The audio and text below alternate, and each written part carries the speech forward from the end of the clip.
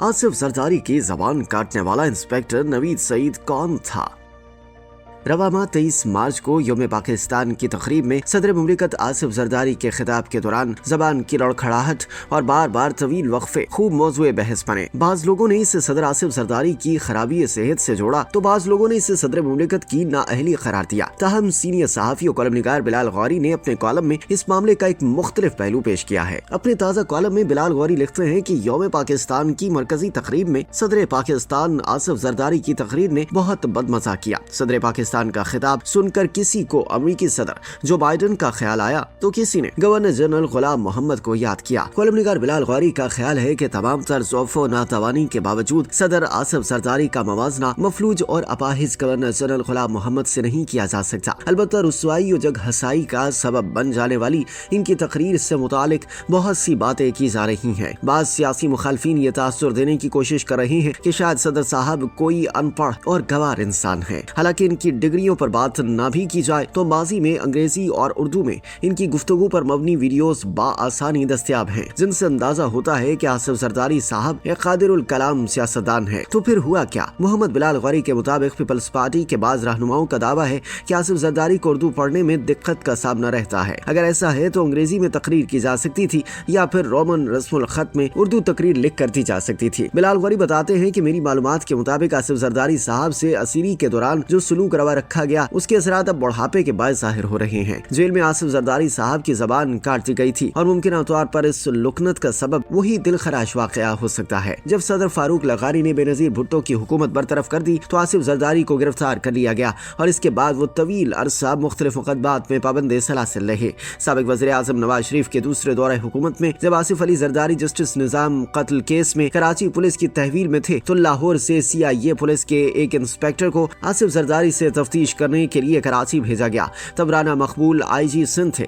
इतलात के मुताबिक इस पुलिस इंस्पेक्टर ने आसिफ अली जरदारी को तफ्तीश की आड़ में शदीद तशद्दुद का निशाना बनाया और शीशे का गिलास तोड़कर आसिफ अली जरदारी की गर्दन पर तेज धार आले के तौर पर चलाने की कोशिश की और बादशाह इससे आसिफ जरदारी साहब की जबान काट दी, जिसके बाद बेहोशी के आलम में उन्हें आगा खान अस्पताल ले जाया गया। मोहम्मद बिलाल गौरी अपने कॉलम में बताते हैं कि इस वाक़े के बाद आसिफ जरदारी की हमशीरा ने सिंध हाई कोर्ट में रिट दायर की तो सिंध पुलिस ने वाक़े को खुदकुशी का रंग देने की कोशिश की और दावा किया कि आसिफ जरदारी ने खुदकुशी की नाकाम कोशिश के दौरान अपने आप को जख्मी किया। आप सोच रहे होंगे कि एक पुलिस इंस्पेक्टर की क्या मजाल कि वो साबिक वज़ीर आज़म के शौहर पर इस तरह का तशद्दुद करे, लेकिन ये पुलिस इंस्पेक्टर अपनी नौइयत का मुनफरिद किरदार था। पुलिस मुकाबलों के हवाले से बदनाम इंस्पेक्टर नवीद सईद जेहलम के रिहायशी रिटायर्ड सूबेदार मोहम्मद सईद का बेटा था। लाहौर पुलिस के सरबराह मेजर मोहम्मद अकरम ने उस वक्त के IG मुनीर डार से नवीद सईद की सिफारिश की और वो कबड्डी के कोटे पर 1984 में ASI भर्ती हो गया। ज़ेर तरबियत थानेदार की हैसियत से इसकी पहली पोस्टिंग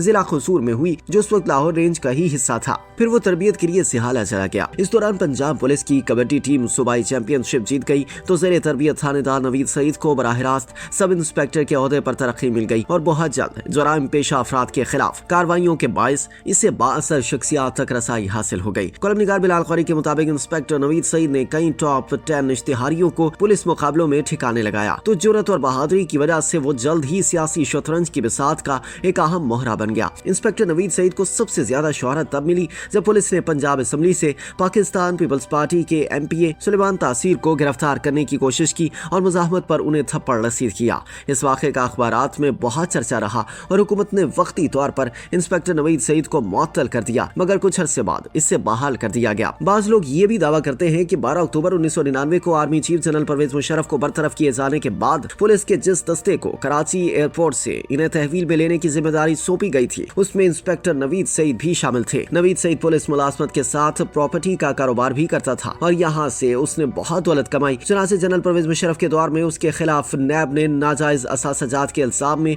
रेफरेंस दायर किया और उसका नाम ECL यानी एग्जैक्ट कंट्रोल लिस्ट में दर्ज हो गया। इंस्पेक्टर नवीद सईद बजरिया ट्रेन कोयटा पहुंचा और वहां से ईरान चला गया। ईरान से दुबई और फिर लंदन की राह इख्तियार की क्योंकि इसके पास बरतानिया का पासपोर्ट भी था। नवीद सईद को 3 बरस कैद की सजा हो गई थी, मगर इसने लंदन से ही अपना असर और रसूख इस्तेमाल करते हुए प्ली बार्गेन की दरखास्त दी जो मंजूर हो गई और मौरखा 19 जनवरी 2005 को मुकदमे से बरी हो गया। कॉलम के इख्तिताम में बिलाल गौरी बताते हैं कि मुकदमा खत्म होने के बाद नवीद सईद पाकिस्तान वापस आ गया था और बतौर पुलिस इंस्पेक्टर मुलाजमत पर बहाल होने के लिए सर्विस ट्रिब्यूनल में दरखास्त दायर कर दी, मगर नवंबर 2005 में जमीन के तनाजे पर रायवन रोड सतू कतला के इलाके में उसे कत्ल कर दिया गया। तो ये सब राज भी इसके साथ ही दफन हो गए। पाकिस्तान की सियासी तारीख पर असरअंदाज होने वाले ऐसे मजीद किरदारों के बारे में जानना चाहते हैं तो कमेंट सेक्शन में जरूर आगाह कीजिएगा।